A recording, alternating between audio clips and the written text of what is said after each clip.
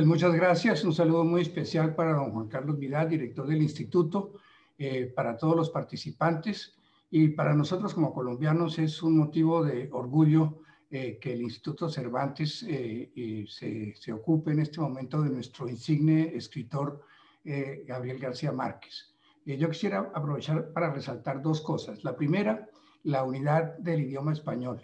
El idioma español se habla en más de 22 países y nos une a todos el idioma, la literatura y el hecho de que no importa cuál sea el país, estamos todos utilizando el mismo idioma con la misma ortografía y prácticamente con el mismo vocabulario. Es realmente algo que nos beneficia a todos y que nos une a todos. Por otra parte, pues quisiera rapidísimamente poner de presente que García Márquez es de una región de Colombia, lo que llaman la vieja provincia, donde se practica una canción, una música que se llama el vallenato, que tal vez es el origen del, ¿cómo se llama? Ahora se me fue, del realismo mágico. Los vallenatos narran más o menos como eran los antiguos romances españoles o los corridos mexicanos, historias de la región, siempre adornadas con mitos y cuestiones por el estilo del imperialismo mágico, del realismo mágico. Por eso algunos decían que Cien años de soledad, la obra insignia de García Márquez, es un vallenato de 1000 páginas. Y eso explica un poco el estilo y el impulso que él le dio a ese tipo de literatura. Les agradezco pues que me han invitado a mí para participar en esta importante conferencia y estoy atento a escuchar a nuestros expositores. Muchas gracias y felicitaciones. Bueno, buenas tardes a todos. Buenas tardes, embajador, agregado cultural de la Embajada de España, a mi amigo, el director del Instituto Cervantes y a todo el equipo que trabaja con él allí en el Instituto Cervantes. Voy a hablar de García Márquez y su vinculación con el cine, en una historia que estamos llamando la cartografía cinematográfica de Gabriel García Márquez, donde una parte importante es el paso de esa cartografía, es el paso de Gabriel García Márquez por Barcelona. Ocurren ahí una serie de cosas muy importantes en relación a la relación del cine de García Márquez con el cine, a pesar de que el boom de la literatura latinoamericana ha opacado, digamos, esas relaciones cinematográficas que existieron. Vemos ahí un cuadro y quería empezar con este cuadro, con esta foto, donde está el señor Giorgio Serafini, delante de una foto, de un cuadro con 6 personajes que pintaron y realizaron su montaje una serie de distintos pintores y pintoras catalanes. Retengamos la palabra montaje, porque después nos va a servir mucho a lo largo de esta conversación. Los pintores, creo que quiero mencionarlos, son Emilia Castañeda, Jordi Artigas, José Luis Fuentetaja, Jordi Rollán, Luis Rivas, Adolfo Rúa y Xavi Solá, que pintaron ese cuadro que después de esa foto volaría a Cartagena de Indias para ser expuesta en el AI Festival de enero de 2017. Cesno de Bon decía, soy capaz de conversar o sería capaz de conversar con las figuras de un cuadro. Conversemos un poco, brevemente, con ese cuadro. En uno de los ya míticos talleres impartidos en la Escuela Internacional de Cine y Televisión de San Antonio de los Baños, primorosamente editados, es cierto, y debo decirlo, por el gran editor Julio Ollero, Gabriel García Márquez contaba, y voy a leerlo textualmente porque es muy importante. El otro día, decía García Márquez en ese taller, hojeando una revista Life, encontré una foto enorme. Es una foto del entierro de Hirohito. En ella aparece la nueva emperatriz, la esposa de Akihito. Está lloviendo. Al fondo, fuera de foco, se ven los guardias con impermeables blancos y más al fondo la multitud con paraguas, periódicos y trapos en la cabeza, y en el centro de la foto, en segundo plano, la emperatriz sola, muy delgada, totalmente vestida de negro, con un velo negro y un paraguas negro. Vi aquella foto maravillosa y lo primero que me vino al corazón es que allá había una historia. Una historia que, por supuesto, no es el de la muerte del emperador, la que está contando la foto, sino otra. Se me quedó la idea en la cabeza y he seguido así dándole vueltas. Ya eliminé el fondo, descarté por completo los guardias de blanco, la gente. Por un momento me quedé únicamente con la imagen de la emperatriz bajo la lluvia, pero muy pronto la descarté también y entonces lo que quedó fue el paraguas. Estoy convencido de que en ese paraguas hay una historia. Miremos ahora todos nosotros esta foto y pensemos en esas palabras, en ese descarte, en ese análisis que hace de una foto Gabriel García Márquez y repasemos en el cuadro. Cada uno de los pintores de la tela de 3 por 2 metros observó, retengamos también la palabra observar, y pintó a su personaje, cada uno a uno. Lo juntaron para que en su composición, que es prácticamente una puesta en escena, siguieran conversando como lo hacían en el restaurante Giorgio de la calle Guimerá 4 de Calafell. García Márquez dice, el lenguaje escrito es defectuoso porque su único recurso son las palabras, mientras que la conversación se ayuda con los gestos, con el énfasis y aún con las enormes posibilidades del desorden. Decía Gabriel García Márquez, eso lo decía el 12 de febrero de 1970, en su periodo barcelonés. Observemos esta concepción visual de la conversación, visual y cinematográfica, en otro aspecto también cinematográfico que tiene este cuadro, que está encriptado en lo que dice García Márquez, posibilidades del desorden, de la conversación, que nos conducen también hacia el montaje, como el antónimo que es capaz de crear un relato desde el desorden. O sea que hay una gestualidad, hay unos movimientos, la palabra necesita de esa imagen, de esa gestualidad y de ese movimiento, y cómo ordena ese desorden, ahí está la idea de montaje también. Vemos la fotografía y centrándonos en el cuadro, la pintura, vemos la pintura, la escritura, la lectura, hay libros que establecen una conversación entre los medios y los personajes. Uno de los que está allí es Gabo, que está escribiendo. Podríamos entrar en el diálogo intermedial, instrumento epistemológico con el que se ha trabajado frecuentemente para analizar las relaciones cine-literatura ampliadas a la televisión. Pero procedamos de otra manera, recurriendo a Montaigne cuando decía, no enseño, solo cuento. Idea que latía en el corazón de todos los talleres que impartió Gabriel García Márquez en la Escuela Internacional de Cine y Televisión de San Antonio de los Baños. Veamos los personajes. De derecha a izquierda vemos a Josep María Castellet, a Juan Marcé, a Carles Barral, a Carmen Balcells, a Mario Vargas Llosa, a Gabriel García Márquez, que escribe, insistamos en ello, y procedamos como Gabo cuando analiza esa foto en su taller. Eliminemos el fondo, quitemos los personajes, quitemos los libros, quitemos todos los otros elementos que hay y hasta quitemos al resto, a casi todos los personajes. Cada uno de ellos encierra una historia y quedémonos con el señor con la camisa blanca y corbata, con una copa en la mano que está detrás de García Márquez. Es Ricardo Muñoz Suárez. Es el personaje en el que está la historia que buscamos, la continuidad de la cartografía cinematográfica de Gabriel García Márquez en Barcelona. Permítanme que sigamos con un cuento, que yo creo que es importante y que es lo que movilizó enormemente a la relación entre Gabriel García Márquez y Ricardo Muñoz Suárez. Muñoz Suárez le contó una historia a Gabriel García Márquez que había escuchado estando detenido en la cárcel de Ocaña. Gabriel García Márquez dice, que es la historia que más le ha impresionado en su vida, la más brutal y al mismo tiempo la más humana.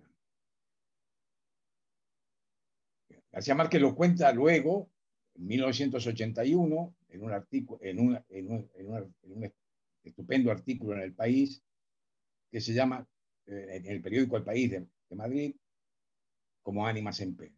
Y dice esa historia, como la cuenta García Márquez, la historia real de un prisionero republicano que fue fusilado en los primeros días de la Guerra Civil en la prisión de Ávila. El pelotón de fusilamiento lo sacó de su celda en un amanecer glaciar y todos tuvieron que atravesar a pie un campo nevado para llegar al sitio de la ejecución. Los guardias civiles estaban bien protegidos del frío con capas, guantes y tricornios, pero aún así tiritaban a través del yermo helado. El pobre prisionero, que solo llevaba una chaqueta de lana deshilachada, no hacía más que frotarse el cuerpo casi petrificado. Mientras se lamentaba en voz alta del frío mortal, en un cierto momento, el comandante del pelotón, exasperado con los lamentos, le gritó: «Coño, acaba ya de hacerte el mártir, que el cabrón frío, que con el cabrón frío, piensa en nosotros que tenemos que regresar». En el atardecer del 4 de noviembre de 1967, García Márquez, con Mercedes y sus dos hijos, Rodrigo y Gonzalo, llegaron a Barcelona desde Madrid en un chirriante SEAT. Venían desde México, a donde habían llegado en junio de 1961 con $50 y la voluntad y decisión, contaría García Márquez, como lo hizo en su momento, de dedicarse al cine. Vamos a México con $50 a dedicarnos al cine. Pero llegaban de la Nueva York, de la costa este norteamericana, donde el cine renacía de una manera distinta, con John Cassavetes y Shadows, una ciudad donde Jonas Mekas decía y escribía: cualquiera ahora tiene la posibilidad de hacer cine, de hacer sus propios filmes. El ojo y el objetivo unidos en un gesto poético único, copulación entre la mirada, el medio y la imagen. Todos quieren hacer cine. Se redescubre el cine. Antes, Gabriel García Márquez había pasado por el París de 1956, mientras Alain Resnais filmaba Todas las memorias del mundo y Robert Bresson rodaba Un condenado a muerte se escapa, y un grupo de nuevos cineastas calentaban motores para la eclosión de lo que sería la Nouvelle Vague, y sobre lo que el crítico cinematográfico escribiría: se aprende más a hacer film, la forma en que más se aprende para hacer películas es mirándolas. El biógrafo de Gerald Martin, el biógrafo de Gabriel García Márquez, en su libro Gabriel García Márquez, Una vida, escribía: aquel niño, obviamente se refería a Gabriel García Márquez en su niñez en Aracataca, pertenecía a la primera generación de la historia para la que el cine, incluido el sonoro, constituyó una experiencia previa a la literatura escrita. Ese niño que mantiene una imagen, y lo cuenta Gerald Martin, una imagen que en realidad, si la analizamos, es un plano y un contraplano en la expresión técnica cinematográfica. La de su abuelo llevándolo de la mano al cine, y que después le pedía que le contara lo que había visto, y ese niño se esforzaba en complacerse y complacerlo al abuelo, contándole y recontándole las películas que había visto. Este es el arranque de esa cartografía cinematográfica de Gabriel García Márquez, que se continúa después en Barranquilla con 12 años y el permiso de su padre, como cuenta el propio Gabriel García Márquez, para ir solo a la matiné de los domingos en el Teatro Colombia. Por primera vez se pasaban seriales con un episodio cada domingo. y se creaba una tensión que no permitía tener un instante de sosiego. Llegará después a Cartagena, a Bogotá. Se incorporará al comité técnico del Cineclub de Colombia, será socio y frecuentará el Cineclub de Colombia. Y se incorporará como redactor y periodista cinematográfico a El Espectador de Bogotá. Un perfil periodístico que, permítanme, que la memoria me lleve y las afinidades me lleven a pensar también en ese hombre, ese cineasta, padre del neorrealismo italiano, ese hombre del corazón de alcachofa, como decía Gabriel García Márquez, que es Cesare Sabatini, que más de 20 años antes de que Gabriel García Márquez escribiera en El Espectador como periodista cinematográfico, escribía en Milán, en una de las publicaciones de la editorial Rizzoli, escribía sobre cine con el seudónimo de Jules Parma. Y de Bogotá, El Mundo, para continuar su cartografía cinematográfica. Varsovia en 1955, delegado de la Filmoteca de Colombia en el 11º Congreso Internacional de la Federación de Archivo Fílmico, de la Federación Internacional de Archivo Fílmico, el Festival de Venecia, la Viena, en la que busca las huellas del Orson Welles y a través de Orson Welles, de Graham Greene, del Tercer Hombre, una película que admiraba profundamente.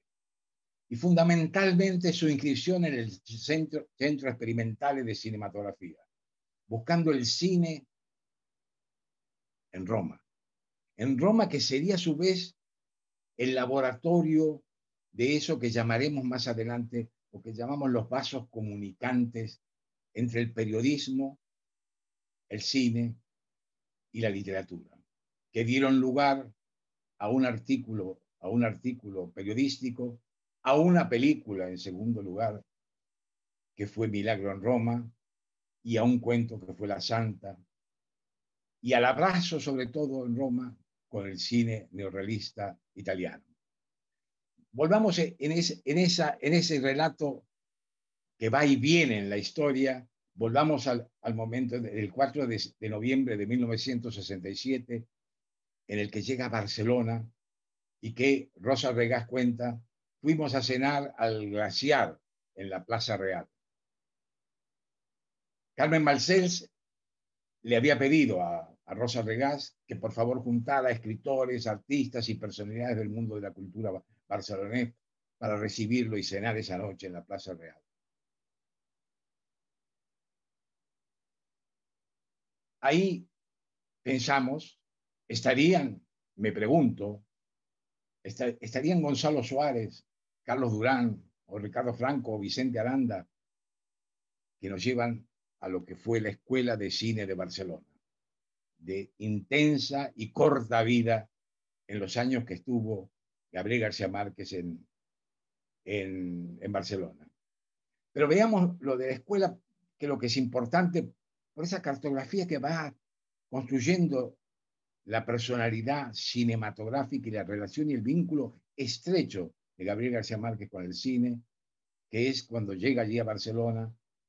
En el año 2017, 50 años después, se hace en el Festival de Valladolid la primera retrospectiva del cine, de la Escuela de Cine de Barcelona, 50 años después de aquellos años que compartió Gabriel García Márquez en Barcelona.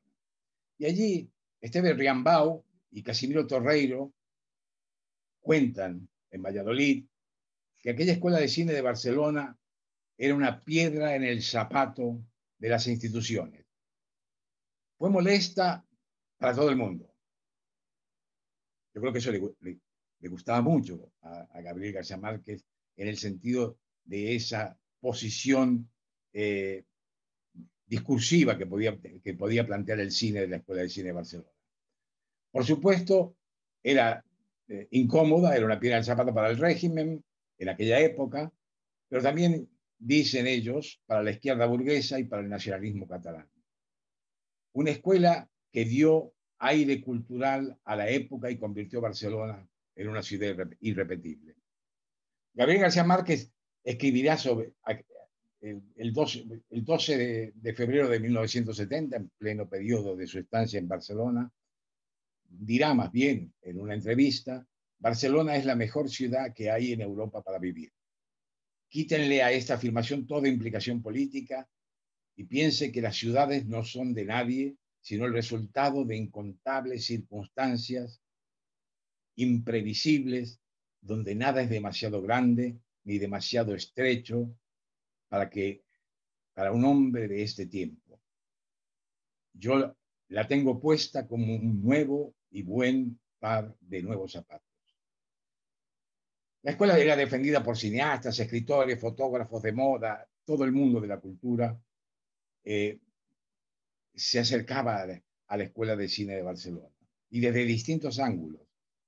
También porque el cine en esa época, en esa década, era una expresión importante de la transformación cultural que estaba operando. Riambau dirá: muchas veces me preguntan dónde estaba la sede de la Escuela de Barcelona. No tenía ni calle ni sede concreta. Había un lugar llamado Oído en Boccaccio, discoteca de fama en aquellos años, en donde se llevaban a cabo vibrantes debates, apasionadas tertulias sobre temas culturales, sobre el cine, sobre la literatura, y se bailaba. Gabriel García Márquez añadirá que había mesas para 6 donde cabían 20 en aquella calle Muntaner número 505. La productora Daría Esteba, hija de Jesús Estebán, señaló 50 años después: crecer consiste en convivir con lo vivido, y comprendo que mi padre era como un paisaje de una orografía difícil en la que cada vez que miro encuentro algo distinto, refiriéndose a aquellos años y a su padre, que fue parte de la Escuela de Cine de Barcelona. Es cierto que aquellos cineastas miraban a la Nouvelle Vague y miraban a todas las transformaciones que se estaban produciendo en ese momento en el cine, en su década de mayor esplendor y diversidad creativa. Y la cultura y las artes miraban al cine y a los instrumentos narrativos, visuales y expresivos que generaba los nuevos cines. Fue un periodo muy breve, en el que se hicieron 15 o 20 películas, y Luis Manuel de Pablos, periodista de Valladolid, dice: el globo se pinchó en el año 69, 3 años después de inflarse. Digamos que ya cuando llega Gabriel García Márquez allí, como hemos anotado anteriormente, ya había pasado por todo el fermento que estaba ocurriendo en los cines a un lado y a otro del océano. Román Gubern, participante de la Escuela de Cine, me escribe recientemente y me dice, ante mi insistencia: como te dije, Alberto, traté poco a Gabo en Barcelona. Recuerdo solo una conversación en la que manifestó su desconfianza hacia el psicoanálisis destructor de fantasmas imaginarios. Son aquellos años que el propio biógrafo Gerald Martin, en uno de los 2 capítulos que dedica al paso de García Márquez por Barcelona, lo titula El autor solitario escribe lentamente. Hay muchos nombres de cineastas que tengo aquí anotados y apuntados, pero solamente, leeré algunos: Jacinto Esteban, Gonzalo Suárez, Carlos Durán, Ricardo Franco, Vicente Aranda, Joaquín Jordá, Pérez Portabella, y muchas películas, esas 15 o 20 películas que se hicieron en aquellos años y que se repasaron todas en el 50 años después en el Festival de Valladolid. Ya lo tenemos a Gabriel García Márquez en Barcelona. Y él dice algo que nos parece muy importante para que podamos continuar en esa cartografía. Él dice: En un momento de mi conflicto con el cine, dije que escribí 100 años de soledad contra el cine. Muy interesante para que sigamos avanzando en este camino. Berta Muñoz, la hija de Muñoz Suay, cuenta que Gabriel García Márquez alquiló un apartamento en Calafell para estar cerca de Muñoz Suay, de Ricardo Muñoz Suay, de Nieves Arrasola, la esposa de Muñoz Suay, y de ella misma, Berta Muñoz, que tendrían una relación muy estrecha. Muñoz Suay y su familia se habían instalado en Barcelona en 1968, un año después de la llegada de Gabriel García Márquez. Y incorporaron a ese circuito en 1971 a Calafell para pasar los fines de semana. Un punto de encuentro donde realmente llegó una cantidad de gente vinculada a la cultura, escritores, cineastas, pintores. El editor Jorge Herralde dice, Muñoz Suay fue muy importante. En su casa de Calafell se solían reunir cónclaves y piques fuertes y ácidos, estupendas disensiones y mordacidades cruzadas entre el poeta y el editor catalán Carlos Barral, y discusiones sobre cine y literatura. Ricardo Muñoz Suay fue, cuenta Larralde, el que inventó el Festival de San Sebastián, y prolongaron esas discusiones sobre el cine y la literatura. Juan Marcé, refiriéndose a Muñoz Suay, dice, los conocía a todos, a Buñuel, a Berlanga, a Ascona, hablábamos de cine, a través de él conocía a Sabatini, a Francesco Rossi. Ricardo Muñoz Suay ceñía la nómina de asistentes a Gabriel García Márquez, Barral, el editor argentino Mario Muchnik, y le advirtió Román Gubern, esto es muy interesante, residente en esos momentos en Estados Unidos, le dice, ya solo dejaremos que un día, si regresas, vengas tú. No queremos convertir Calafell en un nuevo Cadaqués. Y esto le dice el 9 de noviembre de 1971. Vayamos a Manuel Pérez Estremera, que fue director de la televisión española y un gran conocedor del cine latinoamericano, recuerda que vio a Gabriel García Márquez por primera vez el 14 de marzo de 1970 en Roses, en el Alto Ampurdán, durante el rodaje de Cabezas Cortadas. Llegó de la mano de Ricardo Muñoz Suay, que era productor y co-guionista de la película. Eran épocas de lluvia y de tramontana.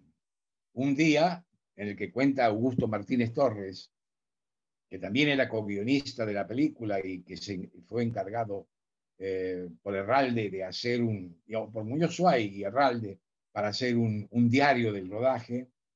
Cuenta Martínez Torres que Glauber Rocha, que dirigía Cabezas Cortadas, una gran figura del cine brasileño, destrozado y muerto de frío, dijo una vez más que piensa dejar el cine.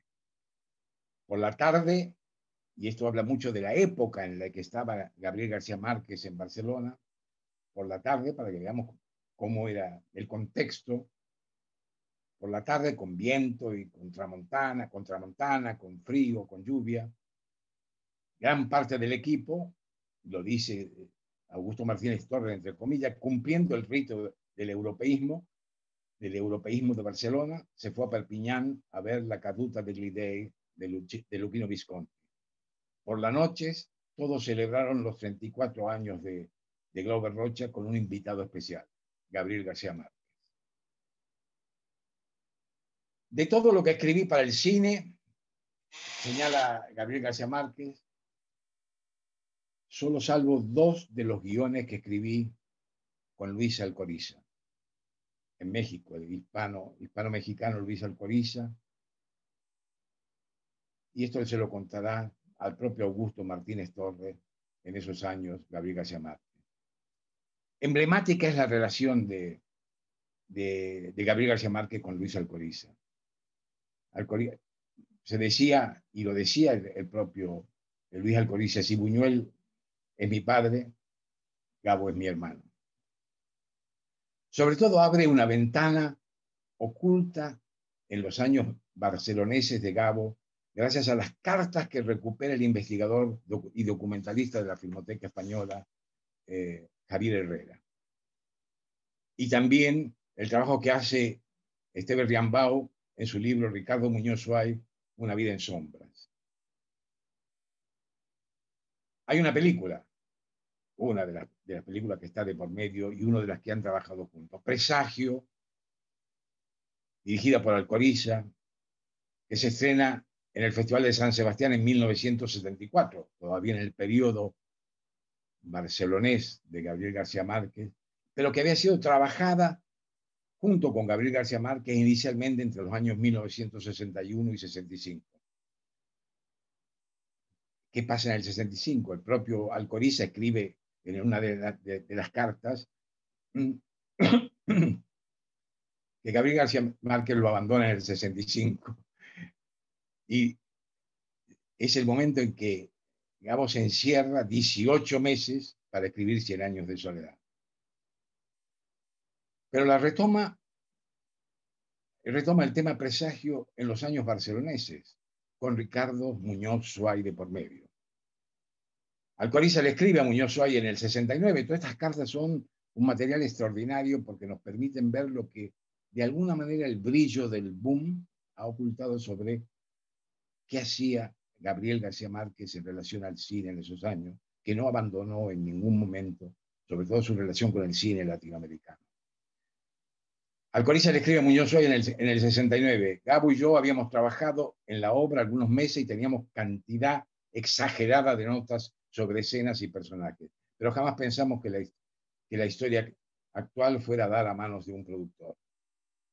Cuando García Márquez llega en 1967 a Barcelona y conoce a Muñoz Suárez, intenta por todos los medios que el proyecto siga adelante. Tengo la certidumbre de que el proyecto empieza a pisar terreno firme, le escribe Gabo a Alcoriza. Muñoz Suárez está avanzando en la idea de una coproducción hispano-mexicana con el productor mexicano Antonio Matuco. No había previsto, dice Gabo, que yo trabajaría otra vez en el guión, pero porque esto me sacaría de un mundo en el que estoy sumergido por completo, en el cual me siento bien por primera vez en mi vida y del que no quiero dejarme sacar a pesar de las buenas ofertas de los productores españoles e italianos. Anotémoslo eso, que tiene que ver con esa relación de Gabriel García Márquez. Ahora sé que mi trabajo en el cine, agrega, nunca fue bueno, por falta de seguridad y vocación, y por lo mismo me traía mala suerte. Lo mejor de la historia, esa es lo que tiene de absurdo, dice Gabriel García Márquez, está refiriéndose a Presagio. Y mejor será cuanto más absurda sea. Por lo mismo, el tono debe ser de lo más brumoso. Los motivos de sus gentes deben ser más poéticos. Y añade más adelante, cualquier justificación de orden social o económico solo contribuirá a que el drama sea menos estúpido y por consiguiente menos válido. Observaciones que pretendían alejar la historia del llamado cine político imperante en aquellos años, y le pide también a Alcoriza que no le suelte la mano ni a Muñoz Suárez ni a Antonio Matú. Esto es en agosto del 69. En septiembre del 69, Gabo, después de ir al Festival de Cine de Pésaro, a encontrarse con amigos de distintos países que no los veía hace tiempo, contesta una carta de Alcoriza, y este es un momento muy, muy interesante, que le transmite una oferta de adaptar El coronel no tiene quien le escriba. Tu oferta sobre El coronel, le escribe Gabo, me llega en un momento en que he tomado la decisión de que ninguno de mis libros se venda para el cine. Convencido como estoy de que el interés que despiertan ahora no obedece de un modo primordial a sus posibilidades cinematográficas, sino al deseo de aprovecharse del éxito comercial. Y después hace una referencia al asedio en el Festival de Pésaro de Francesco Rossi. Volvamos unos años atrás, más de 20 años atrás. Gabriel García Márquez conoce a Francesco Rossi en el Festival de Venecia en 1955, cuando asistió como periodista cinematográfico del Espectador y durante el cual se entusiasma con la película de este joven realizador de su propia generación, al que Amici per la pelle, este joven realizador al que Gabriel García Márquez lo define, que tiene una cara de futbolista. Rossi lo ha asediado en Pésaro para pedirle los derechos de 100 años de soledad y Gabo no ha cedido, ni cederá en los años siguientes. Y le dice a Alcoriza, hermano, primero, esto por supuesto no va contigo, pero tengo que decírtelo para que todo sea más claro. Y después de comentarle algunos de los problemas de los derechos del coronel, le dice, segundo, y esto es muy importante en la visión creativa de Gabriel García Márquez. Ahora bien, a pesar de todo lo dicho y decidido, y sin que intervenga ningún chantaje sentimental, quiero pedirte que repases todos mis libros y hagas con ellos lo que te salga de los cojones. En primer término, porque sé que tú y tu interés es distinto del miserablemente comercial, y en segundo término, porque me da la gana. Lo único que te ruego es que no concretes demasiado determinado libro, sino que entres a saco en todos, armes y desarmes las historias como quieras, y hagas a partir de ellas un trabajo de creación propia. Es muy, muy importante desde mi punto de vista porque ahí proyecta esa idea de lo que veremos después rápidamente, el tema del proceso creativo y cómo Gabriel García Márquez permite, trabaja, insufla, empuja hacia ese trabajo creativo en el uso incluso de sus propias historias y con sus propias notas, de sus propios artículos, porque es una serie de vasos comunicantes en los que él trabaja, el periodismo, el cine y la literatura. En el fondo dice más adelante, y aquí aparece el cartógrafo del cine, que está al tanto de lo que está ocurriendo en los nuevos cines y en la situación de los cines emergentes en el mundo en general y en particular en América Latina. Me dice, en el fondo me alegro que no puedas concretarte al coronel. En Pésaro he visto lo que están haciendo los brasileños y los cubanos. Y pienso que la soledad de un viejo que espera una carta es algo así como una antiguaya. El tiempo va demasiado rápido en América Latina y lo que espera de nosotros es algo más vital, más loco, más verdaderamente perturbador que una historia de pasividad. Y al final aparece siempre el poder de la presencia y la conversación.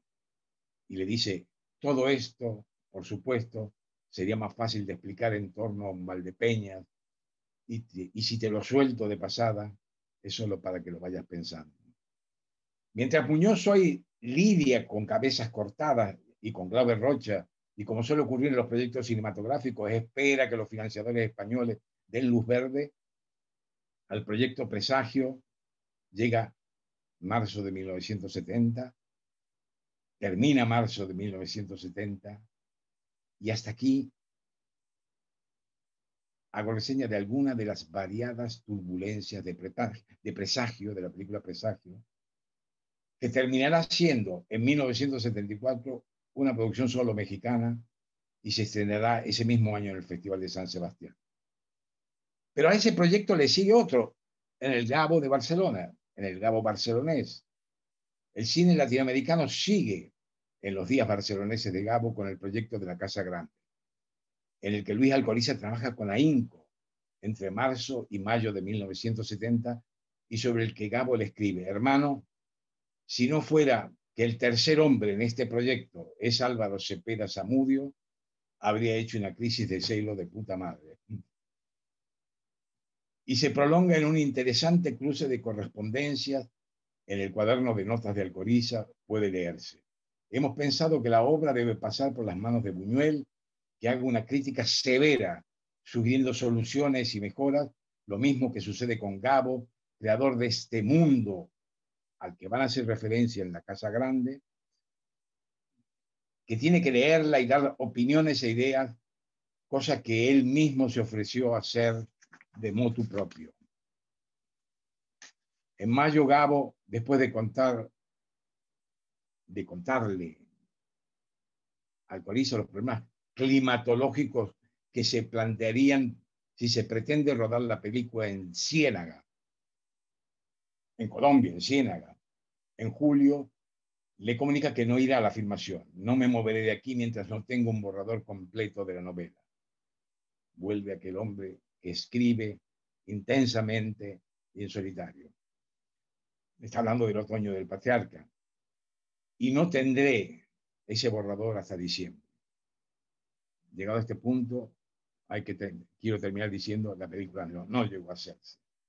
Pero el cine no abandona a Gabo en los años de Barcelona, en la Barcelona del boom. El ex dirigente socialista del Partido Socialista Catalán, Salvador Clotas, un hombre vinculado profundamente al mundo de la cultura, recuerda las caminatas por las Ramblas con Carlos Barral y con Gabo. Y sobre todo recuerda, dice él, que Gabo me vendió, como decía mi profesor Gabriel Ferrater cuando me explicaba y me leía autores que yo desconocía, me vendió Bajo el volcán. Su conocimiento de la novela era impresionante. Me dijo que la leía una vez al año. En 1964, en México, el productor Luis Barranco le encargó a Gabriel García Márquez hacer el guión de Bajo el volcán, novela que, dijo Gabo, había armado y desarmado como si de una máquina se tratara, para comprender y aprender su estructura, mecanismo y funcionamiento. En sus años barceloneses, Malcolm Lowry y Bajo el volcán regresan a Gabo, de la mano de la productora mexicana Berta Navarro y del recientemente fallecido director mexicano Paul Leduc, responsable de dos magníficas películas, Red, México Insurgente, y Frida, Naturaleza Viva. Leduc cuenta que en uno de sus viajes a México, mientras residía en Barcelona, Gabo supo del proyecto y le comentó que le interesaría participar en él. Leduc le dijo que ya había un compromiso con Jorge Semprún y Gabo olvidó esa historia. Pero Semprún pidió que lo relevaran del compromiso por la imposibilidad de afrontar otros compromisos que tenía y otros proyectos, y Leduc llamó a Gabo, que le dijo que participaba del proyecto con la condición de no escribir el guión. Leduc y el dramaturgo, escritor y guionista José Agustín, de cuyo hijo Gabo era padrino, se presentaron en Barcelona. Cuenta Leduc que todas las mañanas Gabo llegaba al hotel donde se alojaban, implacablemente todas las mañanas, y con una disciplina de rigor y una intensidad de trabajo tremenda. Como tantos proyectos cinematográficos, no terminó de concretarse. Llevar al cine Bajo el volcán fue durante mucho tiempo el deseo de grandes directores de cine y de una larga lista de actores muy importantes que deseaban interpretar al cónsul Geoffrey Firmin. Era para ellos más que una aspiración. Finalmente, John Huston fue el que logró sumar una película mediana con una gran novela a su brillante filmografía. Volvamos a Gabriel García Márquez cuando dice: después de 100 años de soledad, el mundo y la relación con el cine hay un cambio. en la actitud. Hay un tiempo de reflexión sobre la relación con el cine. Gabriel García Márquez dice en ese momento: yo siempre creí en el cine y que el cine, por su tremendo poder visual, era el medio de expresión perfecto. Todos mis libros anteriores a 100 años de soledad están entorpecidos por esa certidumbre. Hay un inmoderado afán de visualización de los personajes y las escenas, una relación milimétrica de los tiempos del diálogo y la acción, y hasta una obsesión por señalar los puntos de vista y el encuadre. Trabajando para el cine, sin embargo, no solo me di cuenta de lo que se podía hacer, sino también de lo que no se podía hacer. El predominio de la imagen era una ventaja y es también una limitación. Todo ello, para mí, fue un hallazgo deslumbrante. Está hablando en el año 1968, durante una entrevista para la Revista Nacional de Cultura de Caracas. Y dice más adelante: no sé cuántos guiones llevo hechos, unos buenos, otros malos, y al final veo que en la pantalla, lo que veo en la pantalla no es lo que yo tenía en mi cabeza. Esa situación le llevará a él a plantearse cuál es esa relación de él con el cine. Él dice: aún después de haber escrito guiones que luego no reconocí en la pantalla, seguía convencido, y esto es muy importante, de que el cine sería una válvula de liberación de mis fantasías. Tardé mucho en comprender que no había acto más espléndido de libertad individual que sentarme a inventar el mundo frente a una máquina de escribir. Se habla frecuentemente de 3 niveles para analizar la relación de Gabriel García Márquez con el cine. Se habla de películas basadas en un cuento suyo, realizadas a partir de un guión que él mismo ha adaptado, de películas basadas en sus novelas sin su intervención. Esta es la opción que cuenta con la mayor cantidad de adeptos, profesores, artistas, textos, que buscan encontrar en las adaptaciones fidelidades e infidelidades a la escritura original. También hay lectores que son lectores que pretenden leer en el cine a sus escritores favoritos. Y hay una tercera de guiones originales de Gabo sin relación con su propia obra. Con la Fundación Gabriel García Márquez y el Centro Gabo proponemos y buscamos un cuarto nivel que cuenta parcialmente con algo de ese tercer nivel, que son los guiones hechos por Gabriel García Márquez sin relación con su propia obra. La influencia del proceso creativo. La influencia en el proceso creativo y la construcción narrativa de los relatos de Gabo conforman un camino de ida y vuelta. La influencia de Gabo en el cine y en los cines y en la televisión, y la influencia del cine en la escritura, en los relatos y en las estructuras de Gabriel García Márquez. En sentido estricto, la relación de Gabriel García Márquez con el cine y del cine con Gabriel García Márquez se tejió a partir de la relación de cineastas y productores con la obra de García Márquez. La tarea emprendida para encontrar las huellas de Gabriel García Márquez en el cine, hecho a partir de su literatura, es una búsqueda que solo conducía hasta productores y directores interesados por diversas y legítimas razones en los textos de Gabriel García Márquez, pero ¿era posible encontrar por ese camino la relación de Gabo con el cine? Recojamos todas aquellas expresiones que dejamos aparcadas por el camino. Observación, montaje, conversación. Recordemos lo que señalaba Gerald Martin acerca de la generación de Gabo y su aprendizaje con el cine antes de relacionarse con la literatura y antes incluso de aprender a leer, recorramos lo que llamamos su cartografía cinematográfica, su paso por todos esos puntos que a ambos lados del océano, ya sea en Europa, en Italia, en Francia, en Polonia, en la costa este de los Estados Unidos, en la costa este de los Estados Unidos, conformaron esa cartografía cinematográfica, esa búsqueda de Gabriel García Márquez de su relación con el cine. Y llegamos a un punto, repasemos las ideas, las cosas que apuntamos. Y aquí haremos una observación y juntemos. Repasemos esas ideas y juntémoslas en un proceso de montaje. Hablemos de la observación.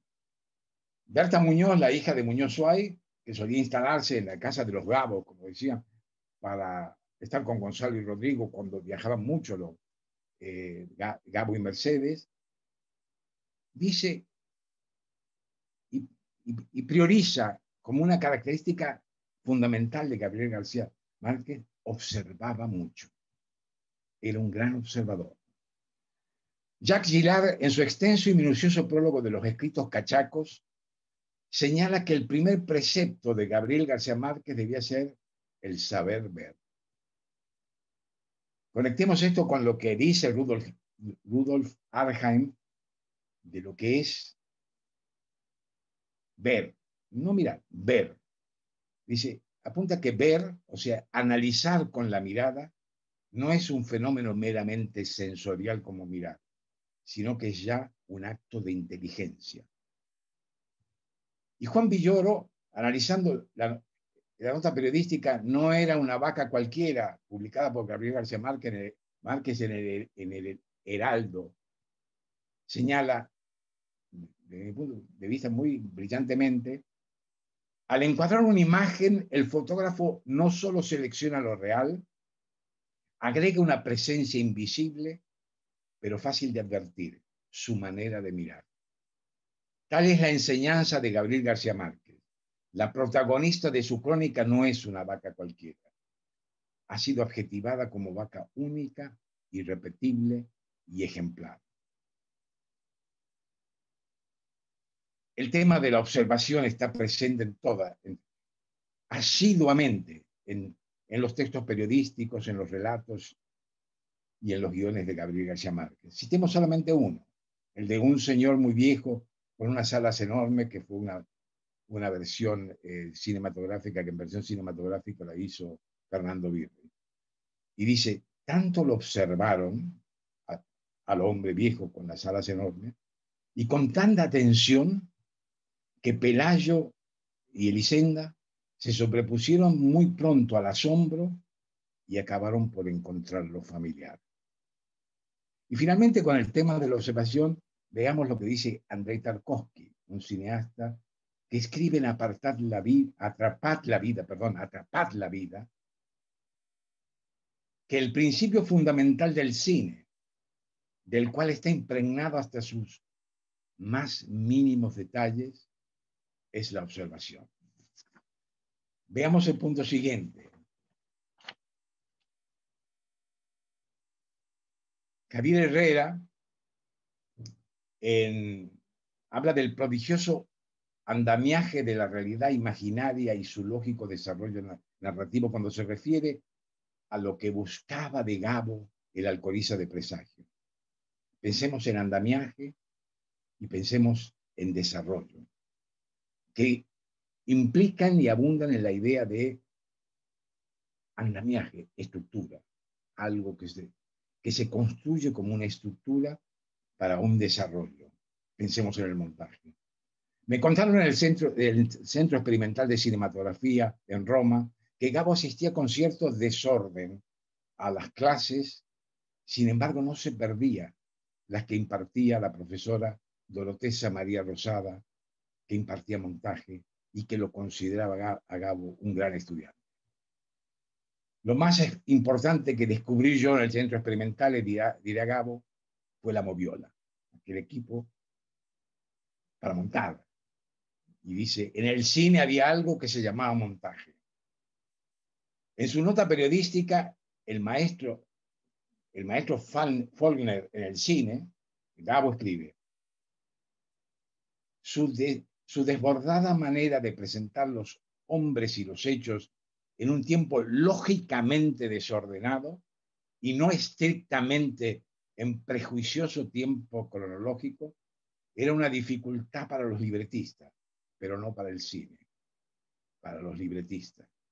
La versión cinematográfica Included in the Dust es por lo mismo una obra mucho más admirable.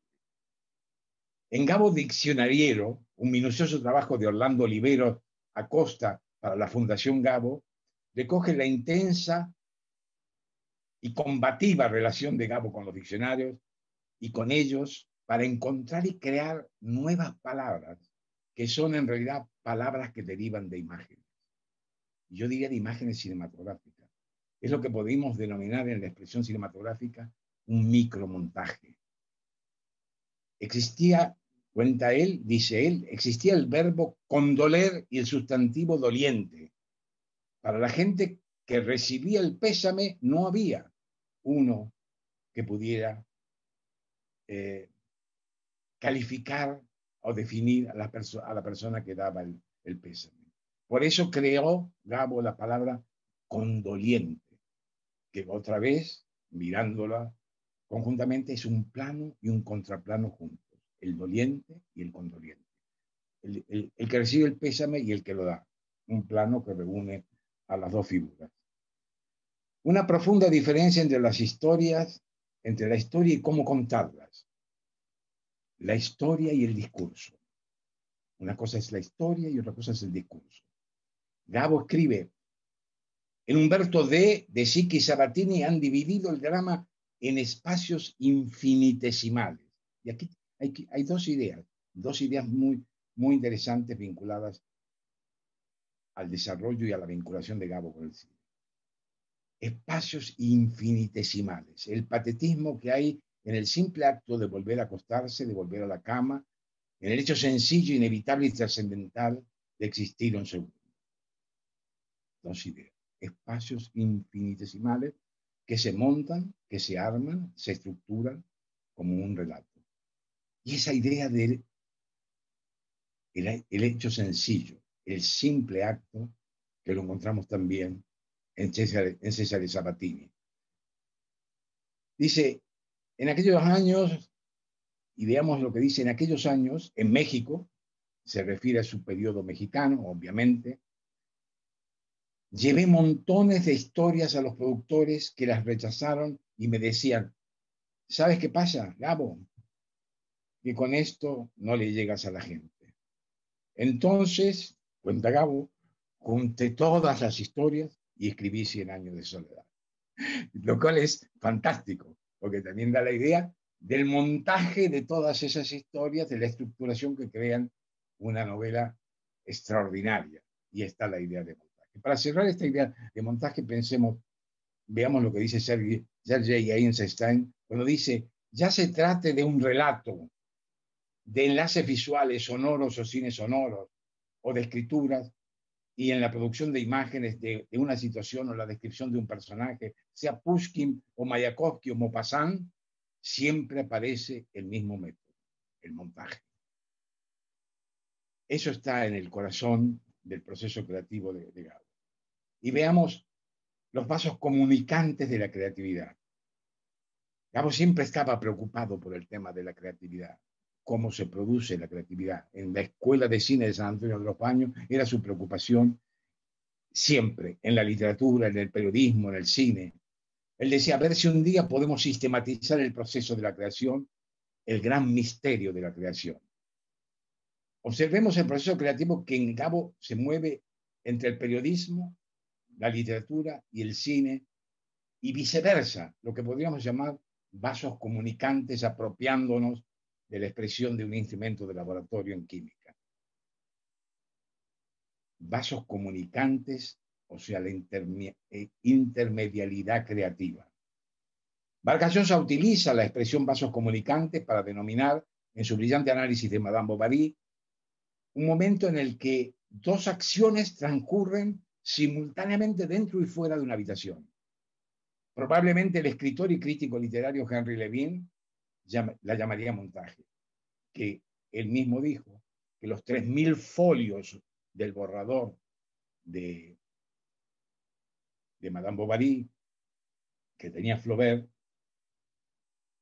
para juntarlos, en lugar de hablar de una composición de Flaubert, dice él, en sentido pictórico, deberíamos referirnos en términos cinéticos a montaje.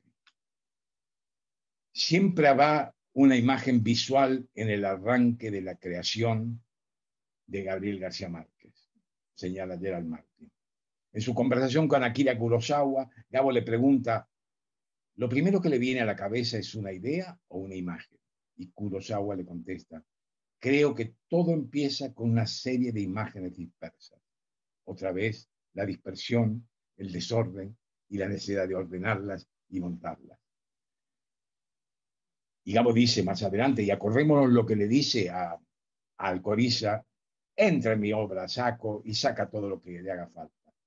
Y aquí dice, pienso que la mejor solución es la que ha optado Glauber Rocha, que me dijo, mira, yo no quiero llevar tu novela 100 años de soledad al cine porque es imposible. Pero te advierto que cada vez que esté filmando una película y sea oportuno, le inserto un elemento sacado de tu novela.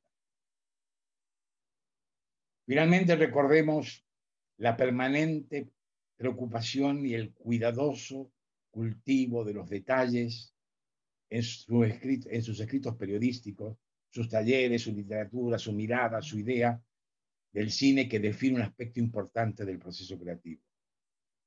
Sabatini dice, los detalles son la clave. Volvamos a los detalles que plantea Gabo. Creo que el amor por los detalles nació en mí, dice Sabatini, como reacción frente al cine con pretensiones de grandiosidad. Y volvamos a esa idea que escribe Gabo acerca de los espacios infinitesimales, el simple acto y los hechos sencillos. Febrero de 1976, y ya estamos llegando hacia el final. 12 de febrero de 1976, en el número 31 de la avenida Oaxaca, en Ciudad de México. Sergio Pitol escribirá, fue solo un golpe de uno de sus mejores amigos, Mario Vargas Llosa, el que ha noqueado a Gabriel García Márquez. El mundo, dice Pitol, ha dado un giro. En ese justo momento acaba de romperse el boom. Era una sala de cine. El boom se ha acabado, la relación de Gabo con el cine ha cambiado. 100 años de soledad y su estancia en Barcelona son un momento de cambio en su cartografía cinematográfica. Todo lo contado y lo expuesto en esta conversación, hechos, situaciones, ocurrieron mayoritariamente en los 6-8 años que estuvo Gabo en Barcelona. Barcelona marca un momento importante de la cartografía cinematográfica de Gabriel García Márquez. Se aleja, después de esto, de lo que ha dicho, de la reflexión que hace a partir de 100 años de soledad, ¿se aleja Gabriel García Márquez del cine? No, todo lo contrario. No hay que desdeñar la televisión, dice, hay que pensar latinoamericano y si no utilizaba mi tiempo y mis recursos, diré en los años siguientes, para que ello prácticamente, para lograr esa promoción del cine latinoamericano, si no utilizara mi tiempo y mis recursos para ello, prácticamente merecería que me borraran de la historia. Durísima expresión de Gabriel García Márquez, como su relación con el cine y la televisión se volverán al contrario más intensas. Vagabundeaban en su pensamiento ideas y proyectos que se concretarían en las décadas siguientes, una escuela para formar a los y las futuras cineastas, una estructura que impulsara y conjuntara el cine latinoamericano, pero eso ya es otra historia. Finalmente, para terminar, quería hablar de Barcelona, un sueño, una aparición y un registro consular. Gabriel García Márquez, en el prólogo de 12 cuentos peregrinos, que son 13, porque el prólogo es un verdadero cuento, escribe, soñé que asistía a mi propio entierro. A pie caminando entre un grupo de amigos vestido de un luto solemne, pero con un ánimo de fiesta. Todos parecíamos dichosos de estar juntos. Y yo más que nadie, por aquella grata oportunidad que me daba la muerte para estar con mis amigos, los más queridos, los que no veía desde hace tiempo. Al final de la ceremonia, cuando empezaron a irse, yo intenté acompañarlos, pero uno de ellos me hizo ver con una severidad terminante que para mí se había acabado la fiesta. Eres el único que no puede irse, me dijo. Solo entonces comprendí que morir es no estar nunca más con los amigos. Pensemos en el cuadro que inició esta exposición. Por otro lado, cuentan algunos de los veteranos trabajadores de la Escuela de San Antonio de los Baños que los pasos de Gabo suelen escucharse aún en el pequeño apartamento que a veces ocupaba en la escuela cuando la visitaba para impartir talleres.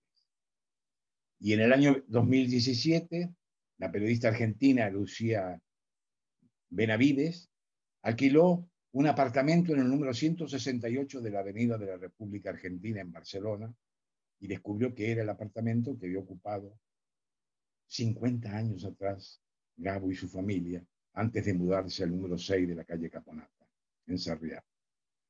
Esta joven se instaló en la habitación más luminosa de la casa en la que Gabo escribía. A partir de ese momento comenzó a escuchar ruidos extraños, puertas que se abrían y se entornaban solas, voces, música y conversaciones.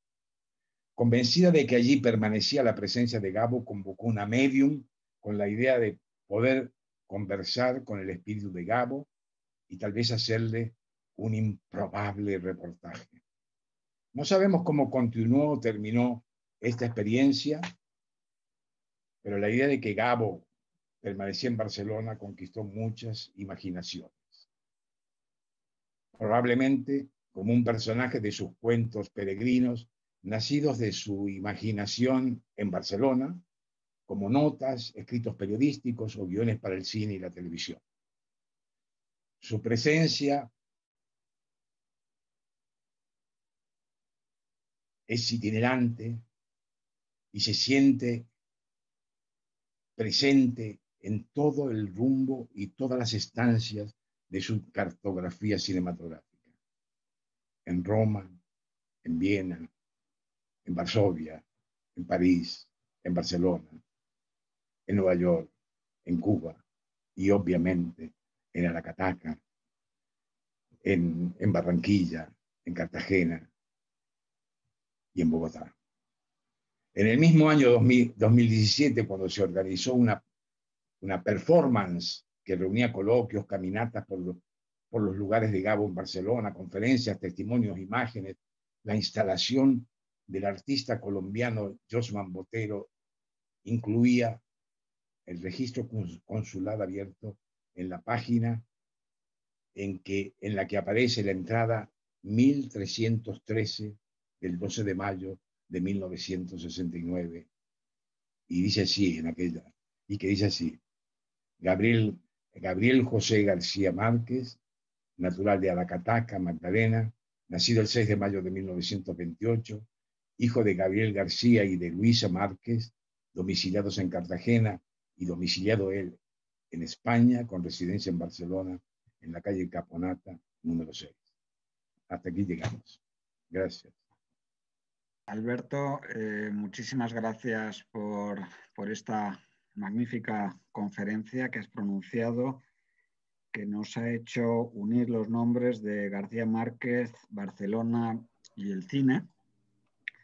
Y curiosamente has citado uno de los centros de irradiación cultural e intelectual, la discoteca Boccaccio en Barcelona, que yo la había oído citar en otras conferencias como un centro muy importante, ¿no? ¿Podrías explicarnos un poco por qué Boccaccio se convirtió en un centro de irradiación cultural e intelectual? Bueno, Boccaccio era del hermano de Rosa Regás y realmente en la Barcelona de aquellos años, que yo no viví en aquellos años en Barcelona, pero quiero decir, allí se amasó un fermento, como bien decía Steven Reambau, no, la Escuela de Cine de Barcelona no tenía sede, se reunía en Boccaccio. Boccaccio era un espacio donde la gauche divine, que le llamaban en esa época a la intelectualidad barcelonesa fundamentalmente, se reunían para discutir y en tertulias que se prolongaban, así como después Muñoz Suay y Barral las llevaron a Calafell. No exactamente aquellos, pero se prolongaron en Calafell y antes habían estado en Cadaqués.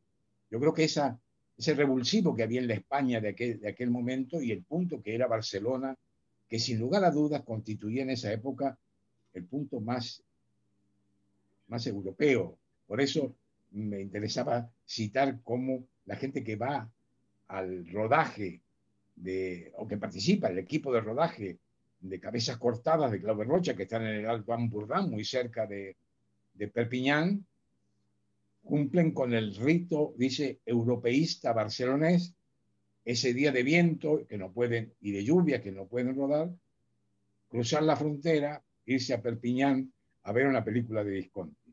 Ese clima era muy particular, pienso yo, en aquella época.